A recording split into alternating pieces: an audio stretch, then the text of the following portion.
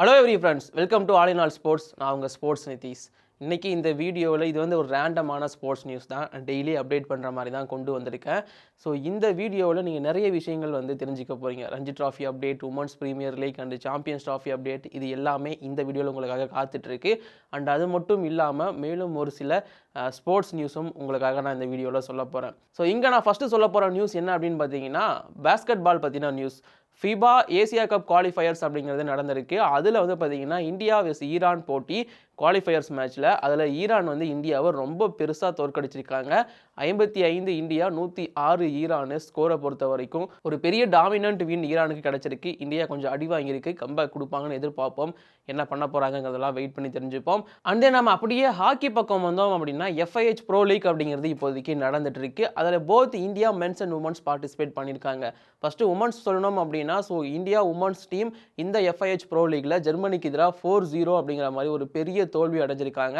ரீசெண்டாக அவங்க ஒரு சில போட்டிகள் ஜெயிச்சிருந்தாலும் இந்த போட்டியோட தோல்வி அப்படிங்கிறது கண்டிப்பாக பெருசாக அவங்கள பாதிக்கும். இதுக்கப்புறமா அவங்க கம்பேக் கொடுப்பாங்கன்னு எக்ஸ்பெக்ட் பண்ணுறோம். வெயிட் பண்ணி பார்ப்போம். அண்ட் தென் அப்படியே மென்ஸ் பக்கம் வந்தோம் அப்படின்னா, மென்ஸ் டீம் கொஞ்சம் ஸ்ட்ராங்காகவே இருக்காங்க அப்படின்னு தான் நான் சொல்லுவேன். அவங்க இருக்கிற குரூப்பை பொறுத்த வரைக்கும். ஸோ மென்ஸ் டீம் இப்போ அயர்லாந்துக்கு எதிராக 3-1 அப்படிங்கிற மாதிரி ஒரு சூப்பரான வெற்றி அப்படிங்கிறத பெற்றிருக்காங்க. ஸோ மென்ஸ் டீம் ரொம்ப ஸ்ட்ராங்காகவே இப்போதைக்கு மூவ் ஆன் ஆகி மேலே போயிட்டு இருக்காங்க. So FIH pro league India ஹாக்கியை பேஸ் பண்ணி போயிட்டு இருக்கு. ஸோ அதுவும் ஒரு மாதிரி நல்லா தான் போயிட்டு இருக்கு. அண்ட் இது இல்லாமல் லோக்கல் நியூஸ், அதாவது இந்தியன் சூப்பர் லீக்குள்ளே வந்தோம் அப்படின்னா, ஸோ ISLல சென்னை எஃப்சியோட பர்ஃபார்மன்ஸ் இந்த சீசன் முன்னாடி சீசன் கொஞ்சம் சொதப்பலாக தான் இருந்திருக்கு. முக்கியமாக இந்த சீசன் நிறைய சொதப்பல்கள் இருந்துருந்துச்சு. டீமோட மேனேஜ்மெண்ட் இஷ்யூ, டீமில் பிளேயர்ஸ் இஷ்யூன்னு சொல்லிட்டு நிறைய போயிட்டு இருந்துச்சு. ஸோ அந்த வகையில் சென்னை எஃப்சிக்கிட்டேருந்து ஒரு அப்டேட் வந்திருக்கு. அகில் பிரசாத் அப்படிங்கிற ஒருத்தர் சீஃப் ஆப்ரேட்டிங் ஆஃபீஸர் அப்படிங்கிற பொசிஷனுக்கு ப்ரொமோட் பண்ணியிருக்காங்க. டீம் மேனேஜ்மெண்ட்டில் ஸோ பிரதாம் பாசு அவர் பண்ணுற சில விஷயங்கள் இதெல்லாமே சரிப்பட்டு வரல அப்படிங்கிறது எல்லாருக்குமே தெரிஞ்ச விஷயம் தான். ஸோ அந்த வகையில் இந்த மூவ் அப்படிங்கிறது மேபி சென்னை எஃப்சியோட கொஞ்சம் அந்த விஷயத்தையெல்லாம் மாற்றி அமைக்கலாம், ஒரு நல்ல நிலைமைக்கு கொண்டு வரலாம் அப்படின்னு எக்ஸ்பெக்ட் பண்ணப்படுது. என்ன நடக்க போகுது அப்படிங்கிறது தெரில, பொறுத்திருந்து பார்ப்போம்.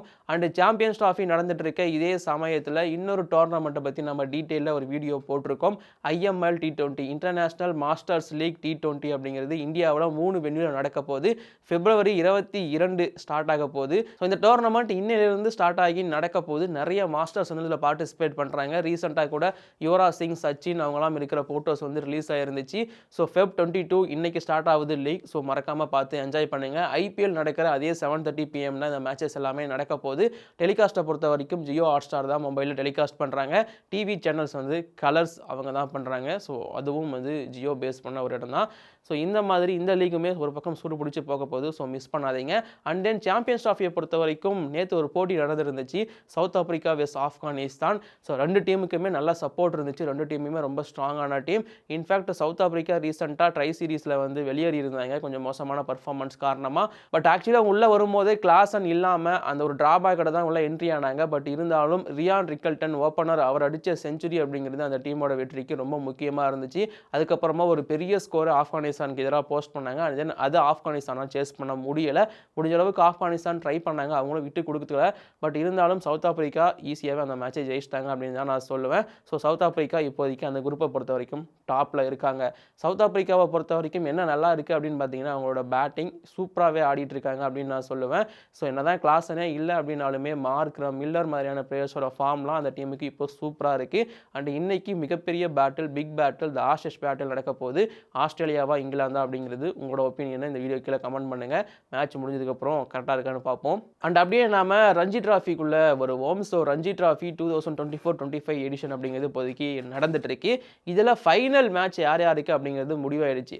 ஃபைனலை பொறுத்த வரைக்கும் விதர்பா, கருண் நாயர் இருக்கிற அந்த team Vidarbha team Kerala team, Sachin baby lead பண்ணுற கேரளா டீம். அண்ட் உங்களுக்கு ஒரு ஃபேக்ட் சொல்லணும் அப்படின்னா, கேரளா டீம் ரஞ்சி ட்ராஃபி ஆரம்பித்ததுலேருந்து இப்போ வரைக்கும் ஒரு டைம் கூட ரஞ்சி ட்ராஃபி ஃபைனலுக்குள்ளே என்ட்ரி ஆனதே கிடையாது. சச்சின் பேபி த கேப்டன் சூப்பராகவே டீமை கொண்டு போயிருக்காரு.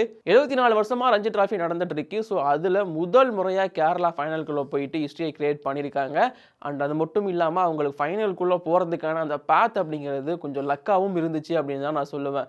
முக்கியமாக காலிறுதி போட்டியில் ஜம்மு காஷ்மீருக்கு எதிராக ஃபர்ஸ்ட் இன்னிங்ஸில் எடுத்த ஒரு ரன் லீடு காரணமாக அவங்க வந்து அரையிறுதி குவாலிஃபை ஆயிருப்பாங்க. பிகாஸ் ஜம்மு காஷ்மீருக்கு எதிராக அந்த போட்டி அவங்களால ஜெயிக்க முடியல, போட்டி ட்ரா ஆயிருக்கும்.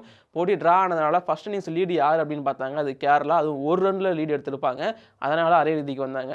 சரி, அரையிறுதியில் வந்துட்டு சூப்பராகவே பேட்டிங் பர்ஃபார்மன்ஸ் கொடுத்துருந்தாங்க கேரளா. முக்கியமாக முகமது அசாருதீன் 177 அடிச்சிருந்தாரு. ஒரு தரமான பேட்டிங் அவர்கிட்ட இருந்து 457 அப்படிங்கிற மாதிரி நம்ம கேரளா டீம் போஸ்ட் பண்ணிட்டாங்க.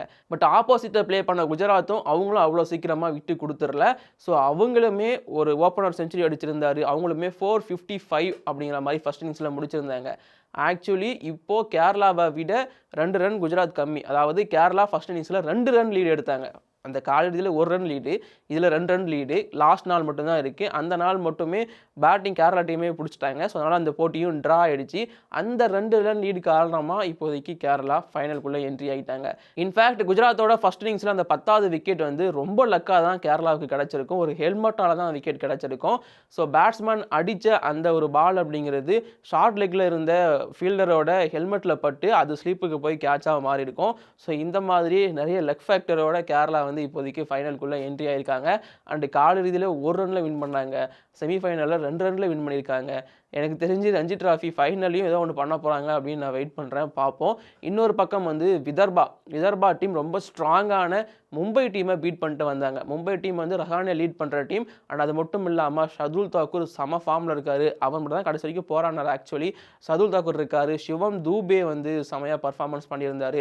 அண்ட் தென் சூரியகுமார் யாதவ் அந்த டீமில் ஆடி இருந்தார். ஸோ இந்த மாதிரி ரொம்ப ஸ்ட்ராங்கான ஒரு டீம் தான் அது மும்பை டீம். பட் அந்த டீமை வந்து பீட் பண்ணிவிட்டு விதர்பா ஃபைனலுக்குள்ளே என்ட்ரி ஆகிருப்பாங்க.